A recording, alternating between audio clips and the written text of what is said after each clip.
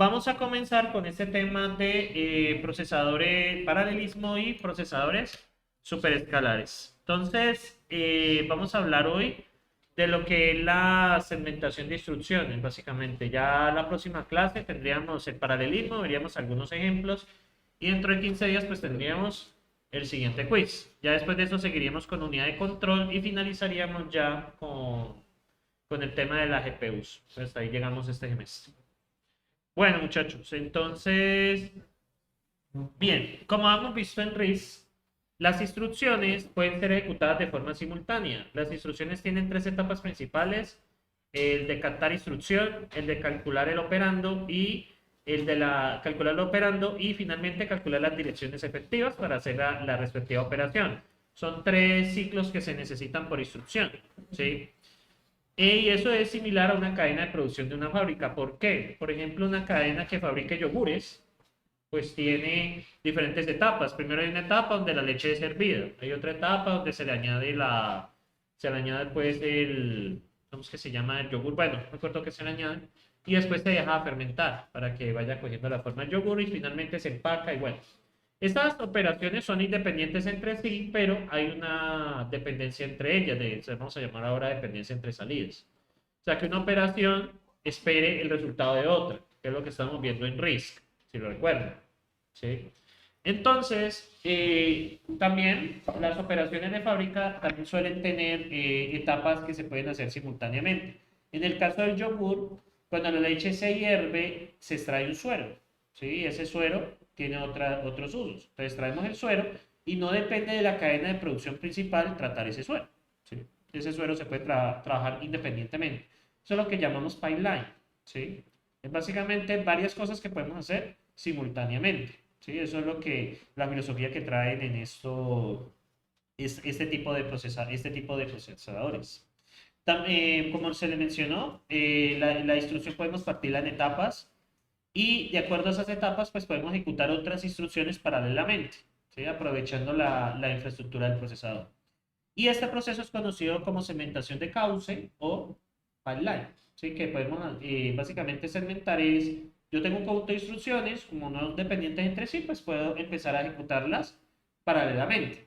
¿Qué se gana con esto? Pues la posibilidad de aprovechar al máximo el tiempo que tenemos de CPU, que hay unos tiempos que la CPU no está haciendo nada. Por ejemplo, cuando se está escribiendo en memoria, eso no es una operación de CPU, es una operación de memoria. Podemos estar haciendo otra cosa mientras se ejecuta eso. No, porque esa la hace el procesador directamente. Esa es como de las restricciones que hay. Y en el quiz que van a tener ahora, tenganlo presente. ¿Sí? Porque pues, en las instrucciones del procesador, yo les tengo unas instrucciones allí, bueno, se ejecutan un RISC y bueno, ¿cómo se ejecuta? ¿Sí? Entonces, básicamente, sí, tengan en presente que FetchSUI es un fetch instruction. Eso tiene que hacerse directamente en el procesador porque es el cálculo de la instrucción. ¿Sí? Entonces, ese sí es propio del procesador. Bueno, entonces muchachos, pues aquí tenemos lo que nosotros estamos viendo en el X86 original es una organización pues de una sola ALU, ¿sí? Entonces, a eso se le podemos llamar como una organización escalar, ¿sí? Básicamente se puede hacer una operación a la vez y eso es lo que nosotros tenemos. Tenemos la memoria y solemos tener una ALU para operaciones enteras y otra ALU para operaciones en punto flotante. O sea, básicamente son dos unidades aritmético-lógicas. Entonces tenemos para operaciones enteras y tenemos para operaciones flotantes. De hecho, en el 8086 que nosotros trabajamos en la parte de ensamblador, pues solamente utilizamos eso, ¿sí? Y bueno, solo tenemos una y una, ¿sí? Que podemos hacer varias operaciones simultáneamente, sí, pues depende de la organización. Sin embargo, aprovechando el hecho que el procesador podemos tenerlo ocupado en otras cositas, entonces podemos colocar una serie de ALUs para enteros y una serie de ALUs para flotantes. O sea, ya no vamos a tener una sola, sino varias. En los procesadores actuales, pues son millones de ALUs, ¿sí? Que están haciendo operaciones todo el tiempo. ¿Qué ganamos con esto? Un incremento de la velocidad y la posibilidad de tener instrucciones paralelas para poder ganar tiempo de ejecución. Esto fue una de las claves para que los procesadores poco a poco empezaron a hacer cosas más rápido, ¿sí? Estamos hablando de que este salto se dio a finales de los años 80, ¿sí? Este salto pasamos de procesadores con solo una ALU, en el caso del 8086, que fue en 1983, a finales de los 80, que aparecieron los primeros Celeron, que de la serie de Intel, pues que ya eran con pipeline, eran procesadores superescalares, ¿sí?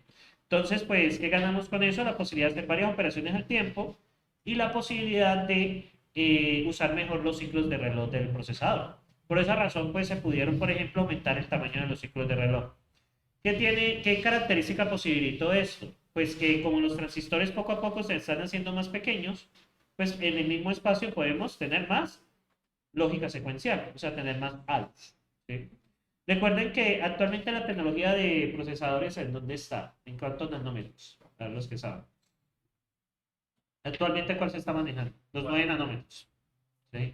Estamos hablando de 9 por 10 a la menos 9 y un cabello humano es alrededor de 1 por 10 a la menos 3. Entonces, imagínense cuántos procesadores, cuántos transistores caben en un cabello humano. Imagínense hasta dónde ha llegado eso. Sí.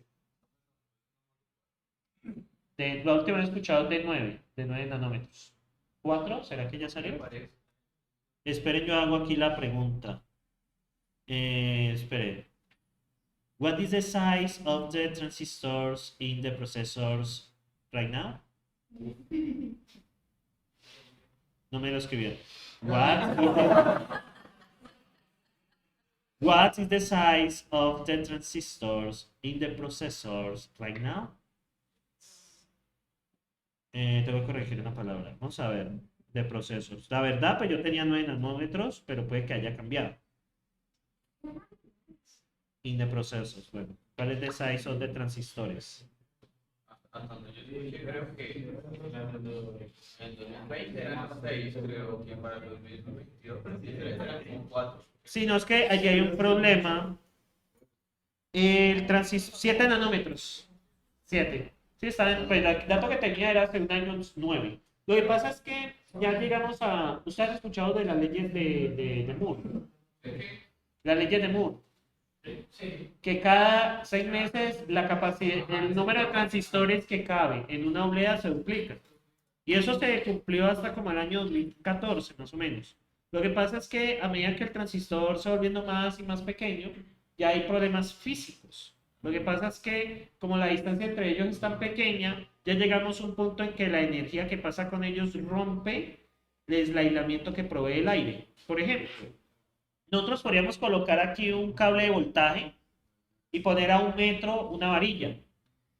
El voltaje que se necesita para que haya una corriente allí es de 33.000 voltios aproximadamente, ¿sí? Ahora, naturalmente el aire representa un aislante natural para el voltaje, ¿sí? El oxígeno de nuestra atmósfera. El problema de tener transistores tan pequeños es que llega el punto en que empiezan a haber pasos de corriente entre ellos por estar ya tan cerca, ¿sí? Y eso ya empieza a ser una limitación física. O sea, nosotros estamos acercándonos a la limitación física de los transistores, a menos de que se descubra algún aislante, pues, que sea, pues, mejor de los que se tiene actualmente. Entonces, por eso ha sido tan difícil en los últimos 5 años reducir el tamaño de los transistores. Hace 5 años eran aproximadamente 14 nanómetros y ahorita estamos en 9. Miren que no ha reducido, no se ha cumplido lo de la mitad, ¿no? Estamos hablando de los años 80 que los transistores eran de milímetros, ¿sí? Eran de milímetros. Luego pasamos a nanómetros, o sea, pasamos de 10 a la menos 3 metros a 10 a la menos 9. Esos son 1.000.000 de veces más pequeños. ¿Sí? Eso es gigantesco, la diferencia. 1.000.000 de veces más pequeño. Sí, ya toca pensar de otra manera. Sí, eso es lo que se ha... Actualmente en el tema de arquitectura se está pensando es de qué otras maneras nosotros podemos hacer lógica combinatoria y lógica secuencial, que es lo que son las CPUs. ¿Sí? Pura lógica combinatoria, puras compuertas y puros... me imagino ustedes vieron los... ¿Cómo es que se llaman? Los flip-flops en arquitectura. Sí, o sea, a la larga todo son flip-flops y compuertas. Sí, eso es todo, o sea, toda esta lógica se reduce a, y bueno, condensadores y bobinas, ¿sí? No hay más, ¿sí?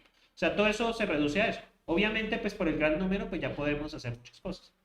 Entonces, cuando empezó a reducirse el tamaño del transistor, entonces ya se podían meter varias ALUs, ¿sí? Porque pues, originalmente teníamos el 8086, que solamente tenía su ALU y tenía una unidad flotante auxiliar, que solía ser el chip por aparte, ¿sí? Y ahora pasamos a que el procesador puede tener múltiples ALUs. Eso fue el cambio que hubo a finales de los años 80. Gracias a eso ustedes pueden jugar, por ejemplo. Entonces, ¿qué sucede?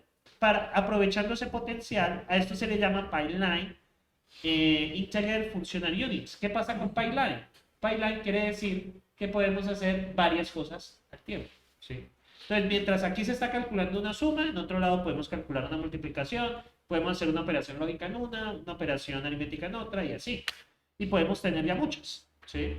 Obviamente, actualmente el nivel de esto son millones de ALUs, ¿sí? Son millones de ALUs.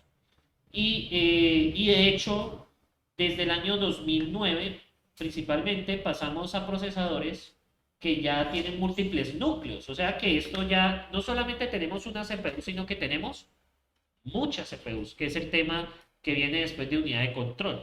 Así que hablamos de multiprocesadores.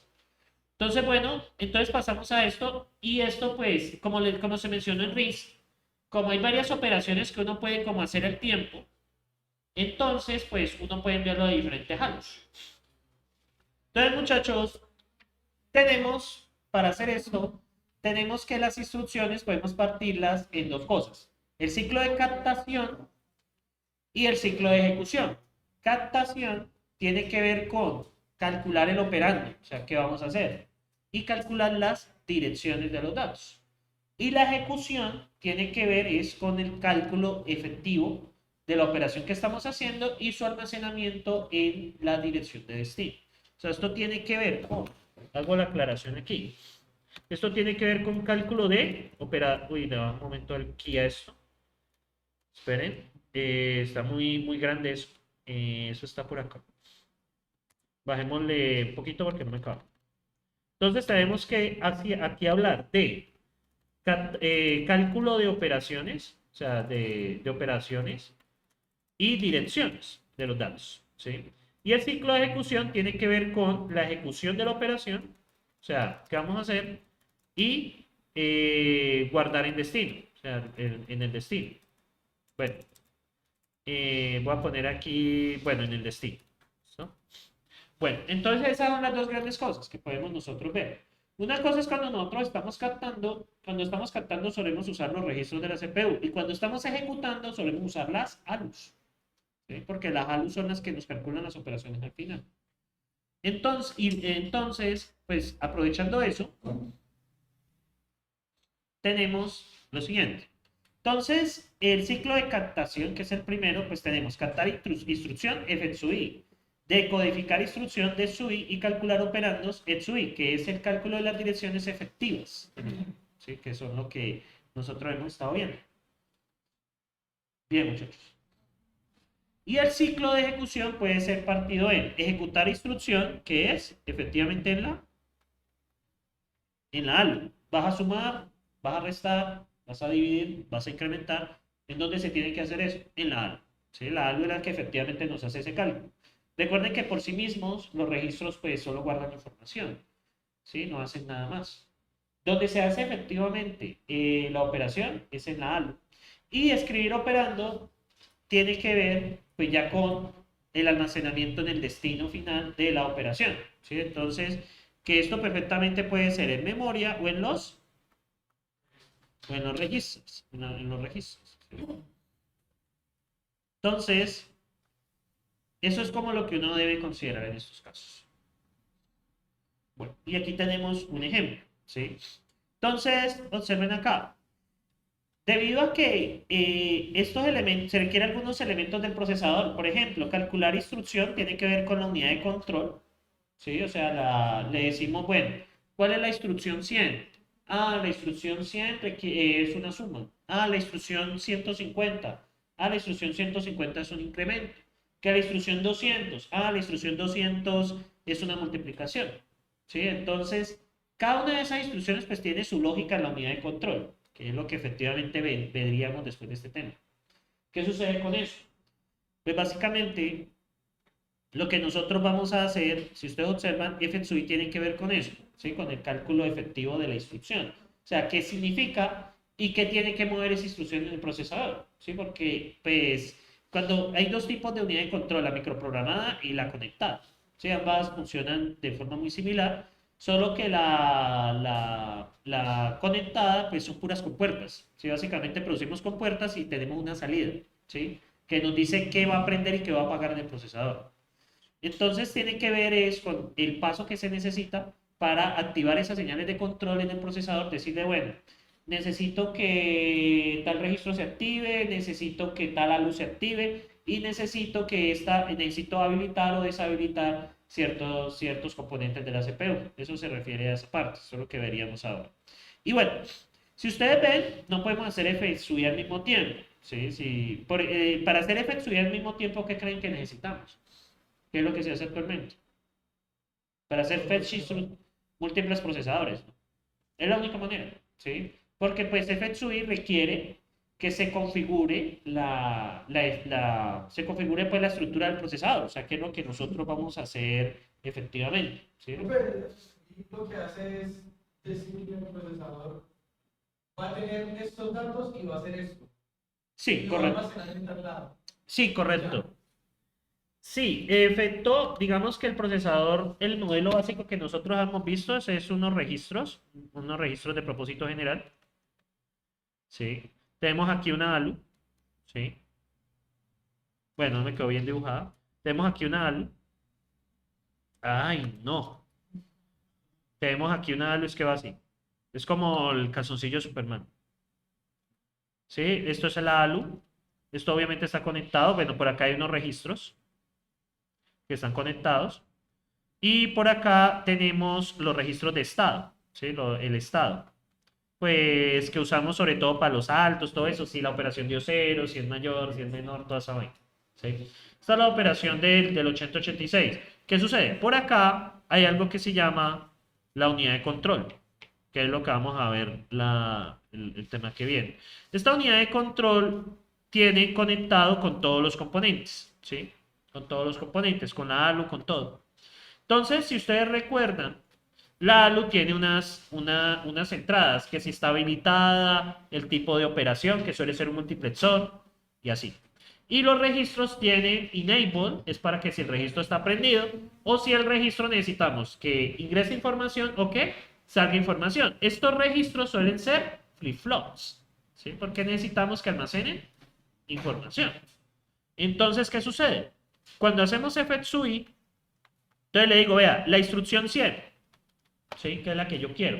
¿Qué hace la instrucción 100? Ah, bueno, el registro A lo activo la opción 001 de la ALU, que es sumar, y aquí en el estado activo el registro número S, que me va a guardar el resultado de la operación, y por acá, como tengo un registro auxiliar, digamos X, que se encarga de eso. O sea, básicamente la unidad de control lo que hace es activar o desactivar lo que se necesita hacer en el procesador. O sea, ella controla todo lo que se hace. Por esa razón, fetch instruction no se puede hacer simultáneamente, porque usted no puede enviar dos señales al tiempo. ¿Sí? Eso no es posible. Debe decirle, por ejemplo, un registro apague y prendas al mismo tiempo. Pues no se puede. Entonces, por esa razón, eso requiere, solo, o sea, cuando usted hace fetch instruction, no puede haber otra igual. ¿Sí? Eso es como la limitación. Entonces, correcto, exactamente. Sí, porque eso tiene que ver es con lo que yo activo y desactivo dentro del procesador. Eso igual a partir dentro de 15 días lo veremos mucho más claro, ¿sí? ¿Qué es lo que uno necesita activar y lo que uno necesita desactivar en ese tipo de cosas? Obviamente, pues eso pues requiere un tiempo y pues hay que considerarlo también. Obviamente, pues, y aquí viene lo que yo les decía. Entonces, debido a que la etapa solo requiere algunos elementos del procesador, se puede ejecutar ¿qué? Simultáneamente más de una operación, ¿sí? ¿Por qué? Porque ya cuando configuramos el procesador para que haga tal cosa, pues podemos mandarle la instrucción a la ALU y mientras la ALU la hace, pues yo puedo recoger la siguiente instrucción. Hagan de cuenta como si yo le digo a un estudiante vaya por algo y mientras el estudiante va por algo, le mando a otro estudiante a hacer otra cosa, ¿sí? Pero yo no puedo dar dos órdenes al tiempo. Eso es. Los ¿Sí? pone en fila india. les va diciendo qué hacer. qué hacer exactamente y cada uno se va. Como ven, cada uno es independiente, pero empiezan a haber algunos problemas. Por ejemplo, yo le digo a un estudiante vaya por unas hojas y al siguiente estudiante yo le digo, vea, las hojas que él tiene, vaya llévelas a la fotocopiadora. ¿Qué tiene que hacer este estudiante? Esperar a que llegue. Pero mientras este espera, pues Lo puede hacer, él mismo puede hacer otra cosa. bueno, esa es una. Y la otra es que mientras él espera, pues yo le puedo decir al siguiente, vea, vaya haga tal cosa. Lo que pasa es que si no tenemos pipeline, hasta que él no vaya y me traiga las hojas, yo no puedo continuar. ¿Sí? Yo no le puedo decir al estudiante, el tercer estudiante, vea, vaya haga tal cosa, porque tenemos que esperar que el segundo haga su instrucción. Y es lo que tratan de aprovechar este tipo de estrategias. Obviamente, pues esto se trata esto es una relación entre el compilador y el procesador. ¿Por qué? El compilador debe optimizar conociendo la estructura del procesador, ¿sí? ¿Qué sucede con esto? Por eso es que algunos lenguajes funcionan mejor en unos procesadores que en otros. ¿Por qué? Porque cada procesador tiene sus cositas de optimización. Hay una cosa general que le sirve a todo mundo, que son estándares que trabajan los procesadores internamente para su programación. A la larga todo se transforma en assembler y todos terminan siendo ceros y unos que van a la unidad de control y datos que entran y salen. Pero ¿qué sucede con eso? El hecho de tener este tipo de cosas, como ustedes pueden ver, podemos ejecutar las operaciones de forma simultánea, ¿sí? Simultánea. Aunque no es simultáneo, sino se llama pipeline, ¿sí? ¿Qué pasa? Podemos ejecutar varias instrucciones aprovechando el hecho que algunos componentes de la CPU quedan libres cuando pasa, por ejemplo, cuando esto pasa a la decodificación de los operandos, pues ya está ocupada otra parte del procesador. Pues yo podría decir, bueno, váyame a haga el fetch instrucción de la siguiente. ¿Por qué? Porque ya eso ya está desocupado. ¿Sí? Entonces el procesador siempre está haciendo pedazos de una cosa y pedazos de otra. ¿Sí? Pero esto no está haciendo el tiempo. Ahí hablan de simultáneo, pero realmente no lo es, porque siempre toca esperar a que al menos el fetch instruction termine. Por lo que les acabo de explicar. Entonces, realmente el paralelismo, para lo que tenemos acá es aprovechar esos espacios muertos de tiempo, ¿sí? Que tenemos con el procesador, es aprovechar unos espacios muertos, ¿sí? Porque si los componentes relacionados con fetch instruction, mientras está haciendo la decodificación de los operadores, pues están desocupados. ¿Por qué no los aprovechamos con la siguiente? ¿Sí? Pero ahí vienen unos problemas. Por ejemplo, si son dependientes, como en el caso del estudiante que yo le digo vaya por las hojas de parcial y el siguiente le digo vaya que les coloquen un sello allá, le digo al segundo. Pero obviamente este primero tiene que esperar que le pasen las hojas. ¿Sí? Entonces, ¿ahí qué sucede? Pues puede pasar de que me pare, ¿sí? O puede ser de que yo reorganice los estudiantes de tal manera que cuando él haya llegado con las hojas, pues ya el siguiente pueda ir. Eso es lo que se trabaja allí principalmente. Bueno, muchachones. Entonces, hay algunos problemas. El primer problema que les mencioné es la dependencia y el otro es cuando yo llamo a rutinas, cuando yo llamo a funciones, ¿sí? Hay una secuencia de instrucciones cualquiera, 1, 2, 3, ISU1, ISU2, ISU3. Por acá hacemos un salto, por allá a otra instrucción F, y aquí sigue ISU5 y por allá en la línea 50 tenemos F, ¿sí? Que tiene sus propias instrucciones. Entonces, ¿qué sucede? Muchachos, que recuerdan lo que pasa cuando hacemos un salto a función, ¿recuerdan del ensamblador? Cuando yo hacía un salto a un procedimiento, ¿qué tocaba hacer? No, recuérdense que era una operación con la pila. ¿Qué tocaba? Tenemos que guardar como están los registros actualmente en la pila. Si tenemos que pasar todo, o sea, lo que está en los registros generales, tenemos que guardarlo en memoria. ¿Sí? ¿Por qué? Porque la función va a utilizarlos a su manera. ¿Sí? Y sobre todo, pues que usamos los registros como variables locales y todo el cuento. Entonces, tenemos que pasar eso en memoria. Entonces, para eso tenemos la pila. Luego, lo que tenemos que hacer es cargar esos registros con la información que necesitamos. Bueno, eso lo hace el llamado función. Y ahora, cuando la función termina, ¿qué nos toca hacer? Limpiar y volver a restaurar. Entonces, cuando ejecutamos F y cuando hacemos red, ¿sí? Cuando hacemos renta tenemos que volver. ¿Esto qué implica? ¿Qué ven aquí? ¿Qué está implicando eso? ¿Qué acabo de pasar con la instrucción 6 y 7? ¿Qué sucedió con ellas? Recuerden que las instrucciones se terminan en WO cuando escriben, ¿sí? Cuando escribe el operando. Están en stand-by. Quedan en stand-by. Y resulta bueno. ¿Y qué pasa con este tiempo de aquí? Ese tiempo se pierde, ¿sí? Entonces, en la próxima clase, cuando hablemos de procesadores superescalares, hay unas estrategias de predicción de salto. ¿Cómo así predicción de salto? Cuando yo llamo a un procedimiento, bueno, ¿qué va a pasar con las instrucciones? Entonces, ¿cuál es la mejor estrategia para aprovechar ese tiempo muerto? O sea, aquí se trata siempre de explotar máximo al procesador. O sea, siempre es la idea pues, que nosotros tenemos. Sí, o sea, es una relación un poco, ¿cómo decirlo? Explotemos al máximo. Entonces, muchachos, si ustedes pueden observar ahí, donde señalé, pues hay una pérdida de tiempo. ¿Por qué? Porque ¿qué impediría que esta operación de aquí siga, esta operación de aquí siga, esta operación de aquí siga? ¿Qué lo impediría? Sí, correcto. O sea, el hecho de que está saltando, pero las otras operaciones que están en ejecución, pues yo podría continuar sin ningún problema. Y además restaurar operaciones es costoso. ¿Sí? Por lo que les expliqué. Toca mandar a la pila la información, luego extraer de la pila, y pues eso es costoso. Y sobre todo operaciones a memoria siempre son costosas. Recuerden que la memoria frente al procesador es lenta, ¿sí? La memoria es lenta, ¿sí? Entonces, bueno, entonces eso es lo que pasa acá. No sé si hay alguna pregunta con respecto a esta situación que se evidencia en este gráfico. ¿Están demasiado pensativos? Sí, hay unas estrategias de predicción de saltos que lo que trata es en qué punto yo debería hacer el salto. O sea, debería esperar un poquito para terminar estas operaciones y luego saltar. Es menor la pérdida, ¿sí? O también podría yo decir, bueno, podría hacer el salto antes cuando sea un poco más conveniente, si no hay dependencia entre las operaciones. A la larga, ¿cómo decirle?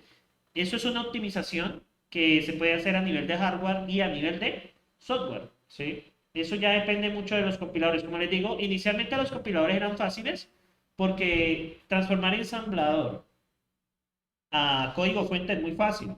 ¿Por qué? Cada una de las operaciones que ustedes ven, ADD, todo eso, R1, R2, esos son ceros y unos directamente. Entonces lo que tiene que hacer el compilador únicamente es ceros y unos directamente. Pero ¿qué sucede ahora con eso? Ya no es solamente la traducción de su código a código binario. No, ya no solo implica eso, sino también que hay unas tareas de optimización. ¿Cómo hacen unas tareas de optimización? Pues cómo aprovechamos al máximo esta estructuras que nos ofrece el procesador. Y ya ven allí porque muchas veces no es lo mismo trabajar en Intel que en AMD o en otro procesador. Porque como cada procesador tiene sus optimizaciones, entonces puede ser que algunos compiladores no la aprovechen en su totalidad. Por eso es importante, digamos, en esos términos, tener las últimas versiones de los lenguajes de programación. Ustedes no han pillado que está, por ejemplo, Python 2.7, un ejemplo. Ese todavía sigue vigente. Y cada rato están sacando 2.7.15, 2.7.16, 2.7.17, 18 y 9.20, así. Pero sigue siendo Python 2.7. No sé si han notado eso. Pues no solo eso, corrigen bugs, cambia la optimización, de pronto ha salido un nuevo procesador y de pronto el procesador, pues el intérprete no está trabajando muy bien, entonces se hacen ese tipo de cosas. Preguntar la diferencia entre procesadores. Es que, por ejemplo, ambos tienen la misma instrucción, pero uno decide hacer el salto antes y otro decide hacer el salto después. Correcto, correcto. Sí, no solo eso, sino ese tipo de acciones que se pueden hacer para optimizar el tiempo. Y de hecho, pues esas diferencias pueden ser de nanosegundos. Digamos que usualmente en Windows, bueno, estoy hablando hasta Windows 7, de Windows 7 hacia atrás. Ya la cosa ha cambiado con las últimas versiones. Se han optimizado muchísimo para AMD. Por eso es que, por ejemplo, en ese computador que tiene una AMD, corre más rápido Windows 10 que Windows 7 en muchas cosas. Pero te dijeron que yo vi que Windows 11 hubo problemas con la AMD. con el kernel, pero con las nuevas versiones. Lo que pasa es que por eso siempre hay trabajo para los desarrolladores. ¿Por qué? Porque, digamos, usted lanza un sistema operativo y el kernel está optimizado para lo que está en ese momento. ¿Sí? De procesador está optimizado para, por ejemplo, el Intel i5, Intel i7, y está optimizado para los AMD Ryzen. Pero, ¿qué pasa? Ya después de eso empiezan a aparecer nuevas tecnologías, como ese nuevo AMD V, que incluye ya componentes RISC para la optimización de microcódigo. ¿Sí? O sea, ya tenemos optimizaciones adicionales. O este tema de los Intel, que las nuevas generaciones van a incluir otras optimizaciones de video para poder trasladar carga de la GPU a la CPU, porque hay unas cositas que la GPU no hace bien, que es mejor hacer la GPU. Entonces, ¿qué viene con eso? Por ejemplo, un driver de video. ¿Sí? Pues el driver de video de hace 2 años no va a conocer esa nueva tecnología. ¿Que usted puede instalar ese driver y le va a funcionar? Pues sí. Pero, ¿qué sucede?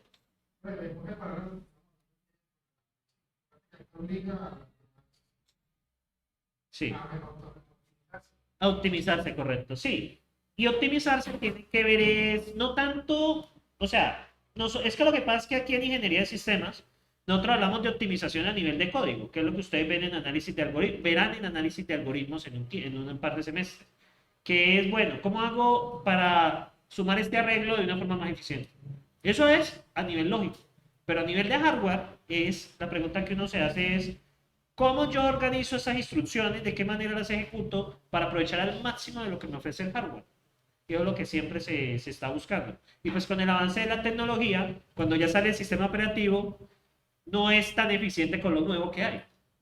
Eso es el problema que hay. Y por eso han pillado que Microsoft cada rato está sacando que el parche, que el parche, que el parche, que el parche, que el parche.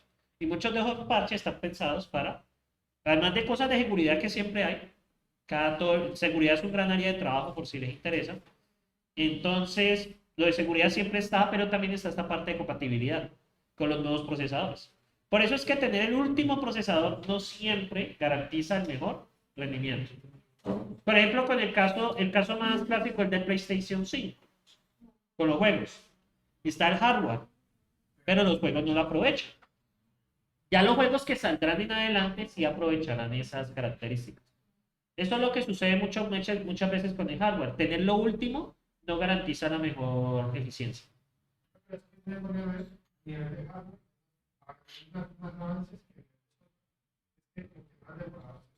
Claro, es más demorado hacer el software y además que usted como programador le toca entender la arquitectura de los procesadores y bueno, ¿qué es lo que estoy aprovechando?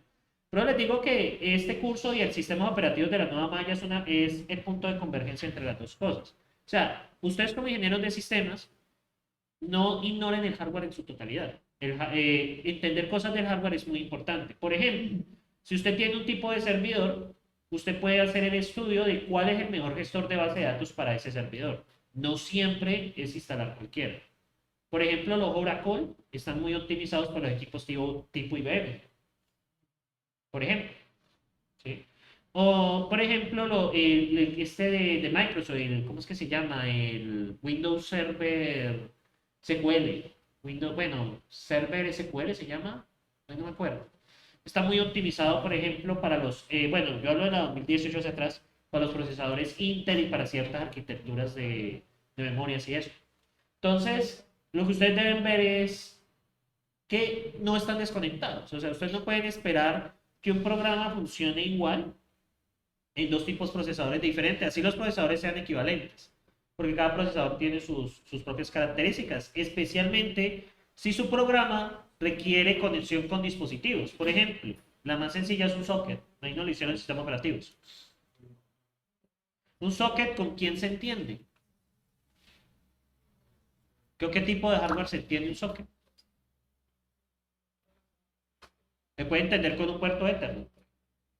O por ejemplo, si usted quiere que su aplicación reciba un huellero, o sea, una huella, ¿con quién se va a entender? Con un puerto USB. Y eso ya requiere que usted pase a través del procesador. Y eso son diferencias de nanosegundos, en el peor de los casos milisegundos. Pero ahora imagínense si esa operación se hace muchas veces al día. Una cosa de nanosegundos ya puede empezar a ser importante. Y milisegundos, pues ni hablar.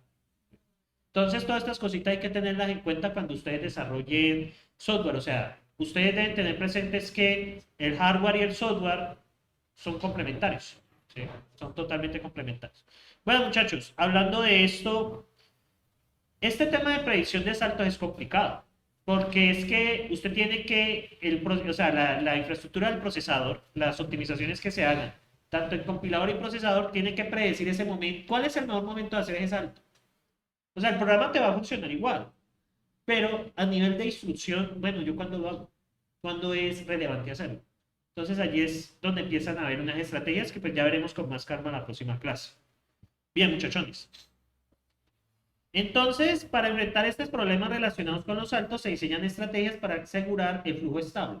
Con estable se refiere a que usted puede hacer modificaciones sobre cómo se ejecuta, pero no puede alterarse ¿qué? ¿Qué no se puede alterar? ¿Qué creen que no podemos alterar? Cuando usted escribe un programa, ¿usted qué espera cuando lo ejecuta? Usted no sabe cómo lo ejecutan, usted piensa que eso lo ejecutan secuencialmente así.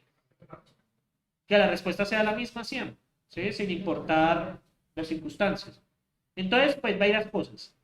Flujos múltiples, o sea, yo puedo causar las instrucciones, puedo captar el salto, es decir, lo puedo hacer antes, lo puedo hacer después. Puedo manejar un buffer de bucles, básicamente es tener una memoria que me ayude a manejar la información de los bucles para evitar ese tema de la pila. Puedo hacer una predicción de salto y puedo hacer un salto retardado, ¿sí? Que se refiere como a este tipo de estrategias. Bueno, entonces, ¿qué es un flujo múltiple? Entonces, se intenta resolver el problema cuando hay un salto. Entonces, se debe escoger alguna de las dos instrucciones. Entonces, puedo escoger seguir la instrucción o hacer el salto. ¿Sí? Como en el caso de acá. Entonces, yo tengo una serie de instrucciones acá. Y acá hago el salto. Entonces, ¿continúo o hago el salto? O sea, ¿lo demoro o lo hago? Entonces, básicamente eso implica un camino. Eso es como un grafo. Ah, ¿verdad que ustedes están en discreta 1? ¿O en la 2?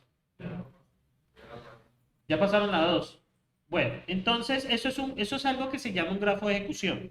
Entonces, muchachos, ¿qué sucede? La primera decisión que yo puedo tomar es, digamos, hacer la instrucción I1, luego la instrucción I2, o primero la instrucción I3. Supongamos que la instrucción I3 es el salto. Después de hacer I1, puedo hacer I2 o I3. Y acá de I2, ¿qué puedo hacer? I1, I3, y así sucesivamente. Bueno, usted sabe que esto continúa, y en I2, y pues como aquí tengo I2, pues yo puedo hacer I3. Entonces, se llaman caminos o flujos de ejecución. Hay que hacer un análisis predictivo de, número 1, ¿cuáles son viables? Porque yo puedo hacer las instrucciones al mismo tiempo. Por ejemplo, I1 es cargue R1. I2 es R1 igual a R1 más R2. Y I3 es... Esto está como feito, esperen debajo del calibre. Esperen, yo vuelvo a anotar, está como feo ese lápiz hoy. Entonces yo puedo tener las siguientes instrucciones. I1, cargue R1 con alguna información. No sé qué va a tener. I2, R2 es igual a R2 más R1. Y por acá I3 es un salto, digamos, a R4. Digamos un salto a la línea 20. ¿Sí? Vale, esas son las instrucciones que yo tengo. Entonces, puedo hacer I1, luego I2, luego I3. Esa es una posibilidad. Otra posibilidad es I1, I2, I3, I2. Otra posibilidad es I2, I1, I3. Y así toda la combinatoria. En total hay 9. ¿Sí? Posibilidades. ¿Qué caminos serían inviables? ¿Qué características tendrían los caminos inviables? De que uno dependa del otro. No puede hacer primero I2 y después uno porque no tiene cargado nada de R1. Pero como acá R2 requiere la información de R1, R1 debería estar cargado cuando se haga R2, cuando se haga I2. O sea, primero cargue R1, guarde alguna información, no sé qué van a poner ahí. Y luego estoy diciendo que R2 es igual a R2 más R1.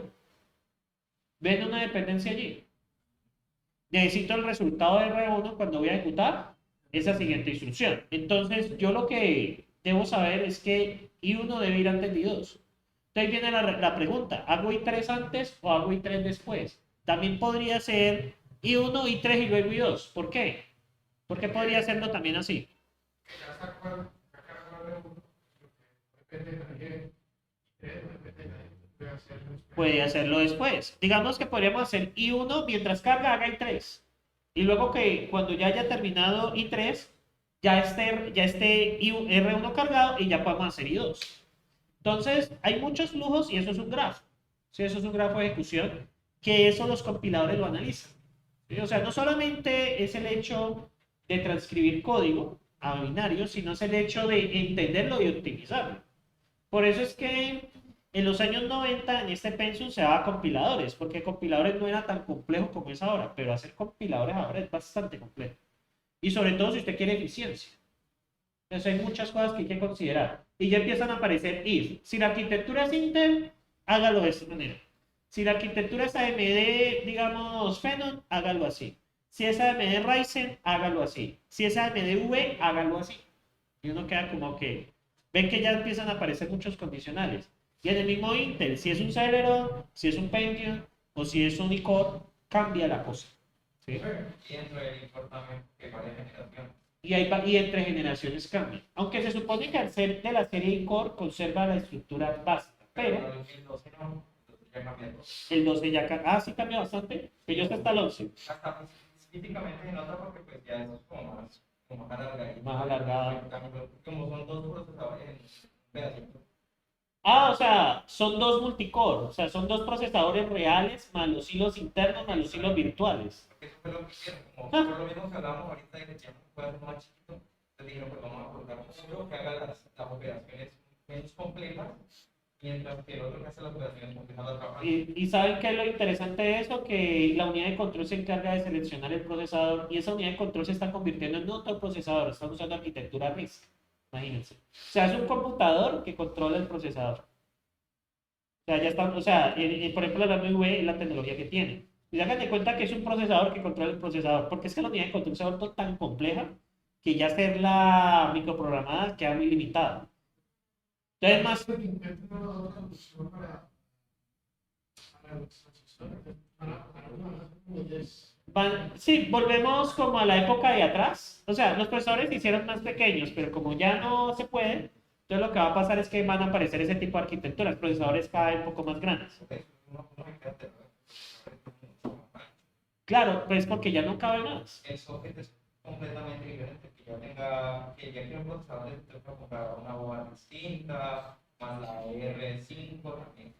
Sí. De una forma distinta. Eso como les digo, lo interesante del hardware es eso, o sea, es que es tan cambiante y eso es un desafío siempre para nosotros los programadores, siempre lo va a ser. Aunque lo bueno es que pues, nosotros trabajamos lenguajes de alto nivel, en su mayoría. Entonces, pues, ese tema está solucionado por debajo. Pero muchas veces en la selección, en entender cosas que pasan a alto nivel, es importante entender lo que pasa a bajo nivel. Y muchas veces ustedes van a notar diferencias en cómo se ejecuta una cosa en una máquina o cómo se ejecuta en otra. esos procesadores que más grandes se van a volver otra vez más pequeños, porque al tener más recursos para investigar, para desarrollar, ya van a saber, se va a saber cómo hacer para Solucionar ese problema. Sí, sino que el problema actualmente, hay dos problemas. El desarrollo ahora de procesadores está un poco estancado, sobre todo en ese tema que tú mencionas, porque número uno, la pandemia paró las fábricas y reencender esas fábricas no es como prender y apagar un botón. Eso es muy complejo. Número dos, problemas geopolíticos. La mayoría de producción está concentrada en Taiwán. Y usted sabe lo que está pasando con Taiwán ahora. Y pues la crisis de Rusia con Ucrania, la guerra, ha producido una escasez de tierras raras. Entonces, y todo esto lo hace con tierras raras. Las tierras raras son los componentes que usan para eso. ¿Cómo? Lo que pasa es que Rusia es un gran exportador de tierras raras. Rusia es como Colombia en ese sentido. Rusia es un país con muchos recursos, materias primas. Pero porque las No, pues que Rusia es gigantesco. Y lo otro, y Colombia cae como 10 veces ahí. Y lo otro es que Rusia no tiene una industria muy potente porque vive de los recursos. Claro, les digo, es muy similar a Colombia, es un país similar a Colombia. Sí, aquí hay materias primas, pero no hay... Sí. Un procesador puede hacer el mismo proceso que yo tengo. O sea, puede entrar a tu PC y dice, no, yo me salto después de... Sí. Vuelve y lo va a hacer y dice, no, lo puede hacer antes de que lo otro. Se supone que eso no debería de pasar, porque eso ya está estructurado. Pero de que lo puede hacer, sí. Siempre, pero siempre se trata de ejecutar de la mejor forma posible. O sea, la respuesta, hay varias soluciones, sí, pero los procesadores pueden hacerlo de una sola manera. entonces, en términos de tecnologías que dicen que más rápido en a uno lo utilizan. Ya saben qué operaciones uno va a hacer. Hay una predicción. Hay una predicción. Dice, esta vez yo lo hice salto después, pero veo que me va mejor haciendo. Eso ya sería alguna técnica de IA que se incluya. Eso ya sería alguna técnica de IA que se incluya en los procesadores. No sé los de los teléfonos de alta gama, que había un chip auxiliar de IA. Que hay un chip auxiliar de IA. Si no estoy mal, en los de gama alta, estamos hablando de... Sí, celulares que son más potentes que un computador, básicamente. Sí, hay celulares que son más potentes que un computador. Vamos a alta gama. Dígame qué computador se le compara un Shark o a un Top, o son juegos celulares son una brutalidad. Pero es que, como Hay que PlayStation que es incomparable. lo que quiere crear mismos celulares que estén Ah, bueno, esto ya es la unicidad de eso.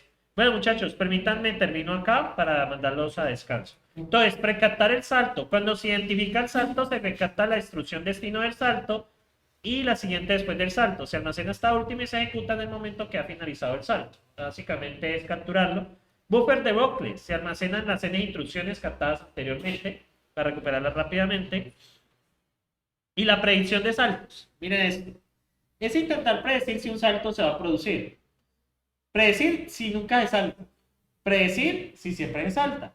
Predecir algún código de operación, el computador de saltar o no saltar, la decisión, y la tabla de historia de saltos. O sea, miren que ya aquí ya empieza como a intentar, bueno, ¿cómo es la mejor forma que yo pueda acomodar instrucciones considerando saltos? Entonces, como ustedes pueden ver, pues están estas estrategias. O sea, ¿nunca se va a saltar? Bueno, pero es predecir si nunca se va a saltar. Predecir si siempre se salta. Predecir según el código de la operación. Es decir, miren eso. Si usted hace sumas, puede ser que siempre se salte. Por ejemplo. O si se hace una multiplicación, puede ser que no me salta. Eso empiezan a ver cosas de lógica aquí, de inferencia, que es lo más interesante. Y una tabla de historia de saltos también es útil para, a partir de esa información, conocer, poder saber si se va a saltar o no, básicamente.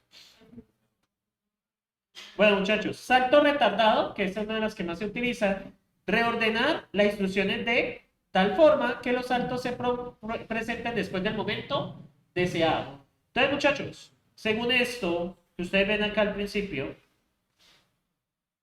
¿cuándo hubiera sido deseable hacer ese salto a la instrucción 15? ¿Cuándo hubiera sido deseable? ¿Cuándo hubiera sido deseable? Porque yo les hablé de que era una pérdida de tiempo. Yo diría que al menos la instrucción 7 ya se encuentra en escribiendo operandos. O sea, en eso de escribir que se encuentre en W. ¿Ah? O la 6 también. Sí, porque en la 7 tenemos solamente la del fetch. Entonces podríamos hacer cuando se termine la instrucción 6 por completo. Entonces, eso es retardar el salto. Espere, no lo vamos a hacer de inmediato, esperemos a que las instrucciones se terminen de ejecutar. Bueno, muchachones, era aquí pues lo que yo tenía acá. Entonces, lo que ustedes deben tener presente como resumen de esta parte. Podemos tener procesadores con múltiples ALUs que nos permitan hacer varias operaciones al tiempo. Es decir, podemos ejecutar las operaciones más rápido, ¿sí? Porque la primera, luego la segunda, luego la tercera. ¿Qué problemas empiezan a aparecer? Número uno, las dependencias. Y número dos, que cuando hacemos saltos, es decir, llamados a funciones, entonces allí ya nos toca evaluar varias estrategias. ¿Cuándo lo hacemos? Si reorganizamos las operaciones o bien si, por ejemplo, guardamos las operaciones en buffer. Ahorita reviso. Entonces, bueno, muchachos. Entonces, aquí quedamos con esto.